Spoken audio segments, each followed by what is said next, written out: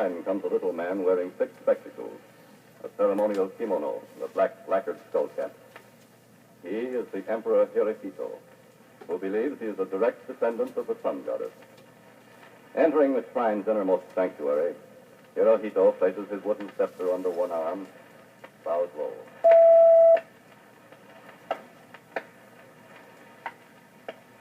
He claps his hands to summon the spirit of his distinguished astronomical ancestor with whom he wishes to confer.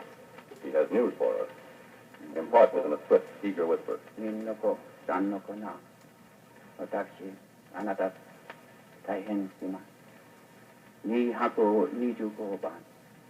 His message conveyed, he bows again, then walks out of the shrine backward.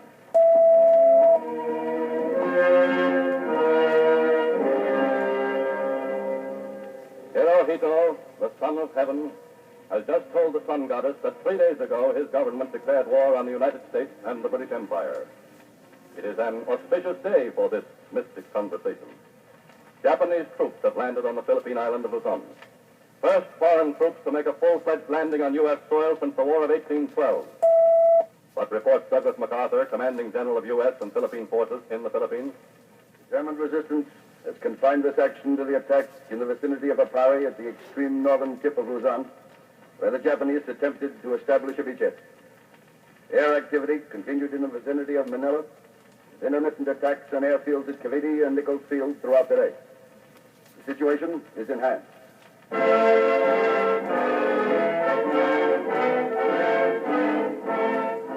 Monday, Tuesday, Wednesday, this morning, one story was the same. America's young men stormed recruiting offices, kept them open 24 hours a day. Many brought their toothbrushes and razors along in the hope of lessening delay. Typical are the scenes in New York City, where with voluntary recruiting at double the rate of World War I, the Navy finds fit and signs on in 2 days enough volunteers to furnish crews for 3 destroyers. The young men wait by thousands in the cold early morning, slowly shuffling to the service of their country. A newspaper man goes down the line asking questions. Say, what's your name, buddy? I'm from the Daily News. Oh, a reporter, huh? Yeah. My name's Gordon Rome. I'm from Bacon Street, Brooklyn. I sure hope they got a place to sit down in the Navy. My feet are killing me. Pretty tired, huh? Waiting here all night. Sure, I'm tired as hell. Lots of guys are more tired than me. Anyway, it doesn't matter much how you feel. You know what you got to do. I'm here to do it. How about you, mister? You from Brooklyn, too? Yeah, that's right. I'm Dave Coward from Heck Street over in Brooklyn Heights. Well, how do you feel about all this?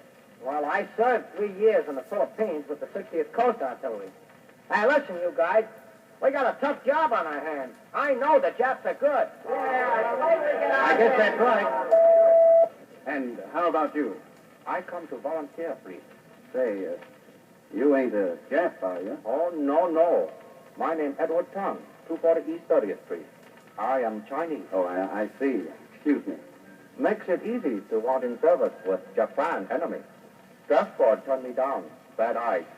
Maybe want me now, I guess. Well, good luck, Mr. Tong. How about you, lad? Me, I'm from over on Bleecker Street. My old man's got a grocery store there. I'm an Italian born.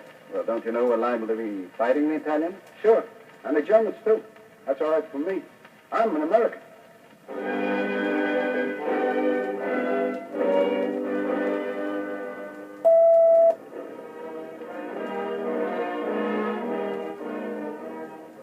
Voicing the thoughts of the vast majority of the American people, this recruit was right. For today in Berlin, Adolf Hitler addresses his Reichstag of stooges, declares war on the United States.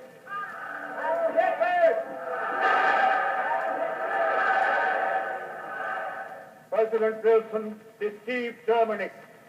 Now, the senior Führer and President Roosevelt, there is a worldwide abyss. President Roosevelt failed to recognize the new order.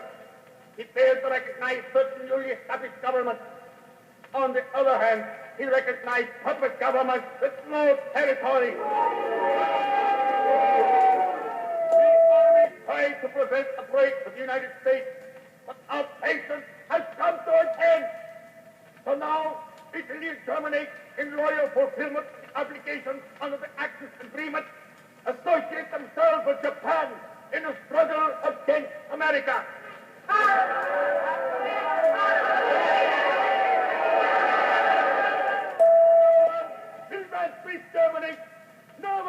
to destroy German unity. Germany is strong.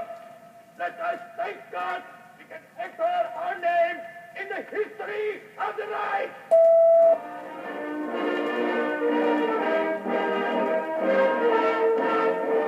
At the same time in Rome, another stooge of Adolf Hitler's, Benito Mussolini, addresses his people from the balcony of his Palazzo Venezia. The powers over the Axis backs of steel against fascist Italy and the National Socialist Germany, ever closely linked, participate from today on the side of heroic Japan against the United States of America. The formidable blows which have already been inflicted to the American forces in the Pacific show you how prepared are the soldiers of the Empire of the Rising Sun. I say to you, and you will understand, that it is a privilege to fight with them.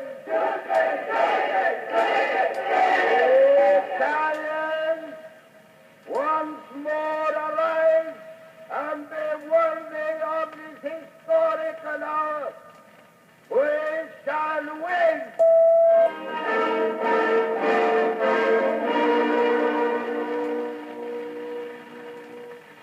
President Roosevelt drafts his second war message in 4 days, and this time in only 135 words, asks the Congress to extend the theater of this nation's war to the two remaining Axis aggressors.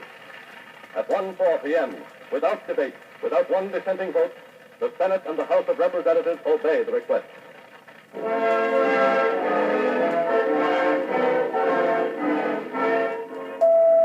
Today, the U.S. Army Air Force lifted the hearts of all Americans with a major achievement. U.S. Army bombers rise from Manila airfield with orders to engage the enemy off northern Luzon. The commander with his flashlight behind him reports. 2250 to Manila. Go ahead. 2250. Reconnaissance was right. Target sighted. Japanese capital ship. About 29,000 tons. Okay. We are over target. Signing off. Okay, 2250. Good luck. Sig, Yeah, see here. you aim for his fire control tower. Here we go.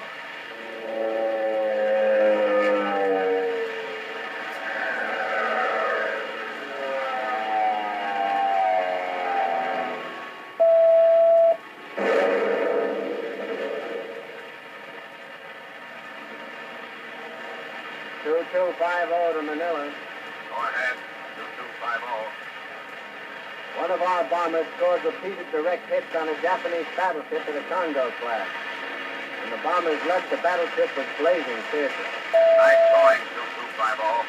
That's one for the boys who got it in the barracks back at Hickam Field.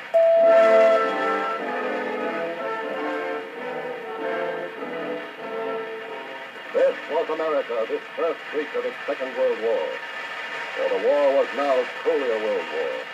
A war with fronts on every continent save one. A war involving 6 more nations than its terrible predecessor. In a fireside talk from the White House, the U.S. war president has reminded his warring people of this. Promises them the truth. Promises them victory. But foresees a long, bitter struggle, bad as well as good news. For the U.S., the war had got off to a bad start. But to a nation finally unified through war's reality, these opening disasters would be of small account. The U.S. had embarked on the greatest adventure in its history to make the world really safe for democracy. Time marches on.